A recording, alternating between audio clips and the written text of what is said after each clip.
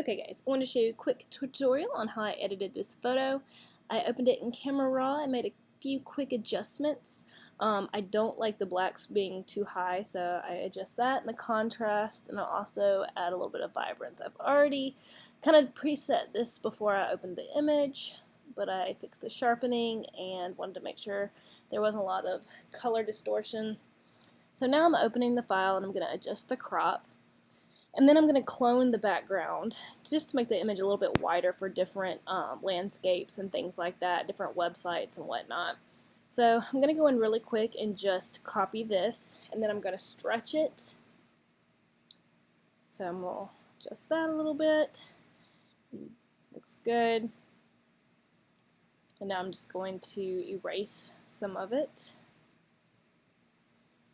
And if you're familiar with Photoshop, you should know how to make adjustments like this already. If not, slow this video down, that way you can kind of see what I'm doing here. Do the same thing on this side. Now this image is not exactly like the final. I'm just doing a quick edit. I forgot to record it originally when I first edited this image, so it's not going to look exactly the same. And it probably won't even look quite as good. So now I'm just going to rotate and add a little bit of filler in here just to make it look more full. Alright. Looks good. So now I'm going to merge these together. Looks pretty good. Now I'm going to add just a couple things of color just to make it look a little more blurred. And just copy some of the flowers in here too to make it look a little more full. Again, this is just a really quick edit. It's not going to, be seen other than on YouTube. Alright, now I'm going to start working on her face, and I'm going to clone out this little flower that's on her nose. Do that really quick. Sorry if it's not perfect. Now I'm just going to, remove a little bit in her face. Spot removal tool.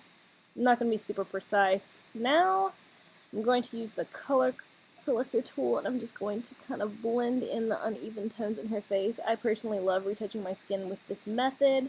I'm going to change the opacity when I'm finished, so it's not going to look this crazy. Kind of dodge her dark spots in her face. Also going to adjust the opacity when this is finished. And then I do contour their makeup as well in Photoshop. So if it's not perfect in person, I just adjust it in the computer. And then I'm going to burn, add a little bit more contouring into her face.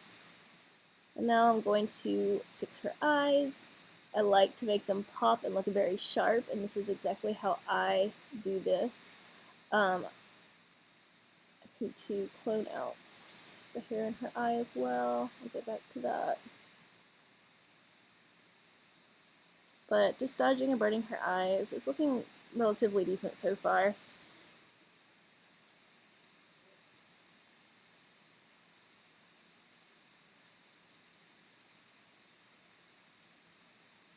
Alright, it's looking good. We'll zoom out and just kind of look and see where we're at. There's a pretty decent difference right now.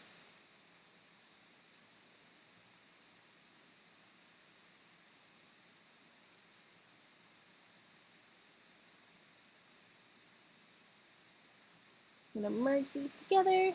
So you can see a pretty good difference already from what that's supposed to look like. Now I'm going to make her hair a little bit bigger. This is very crucial in my portraits. I like to have really big hair. It definitely helps the image. A lot of people don't have thick hair, and that's not a big issue. I mean, it's very easy to adjust and liquefy.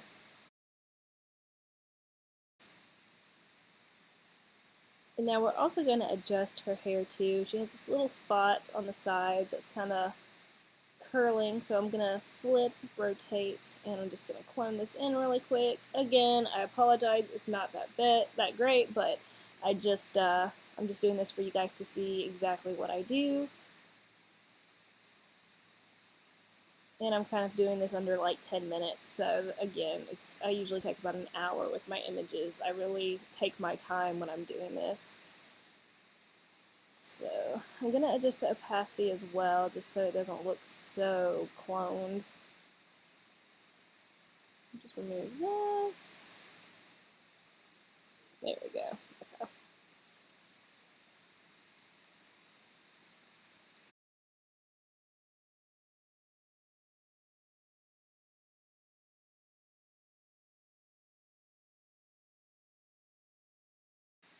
Now we're going to add noise to her face. I only do this to the face just to make the skin not look so edited. That really makes a difference. Like if you look at two images side by side, you can definitely tell. And just kind of pop some color back in her eyes. Merge. Now we're going to add a gradient. We're going to do a black and white gradient, and then we're going to linear burn. I love the contrast that it gives, and turn the opacity down. It looks really great. I love that. Now I'm going to save it really quick. And then I will show you the final image of when I normally edit. It would look like this after a little bit more tweaking. But that's just kind of a generalization of what I do to edit my images. Don't forget to like, subscribe, and view my website at tristanduplichain.com. More videos will be coming soon.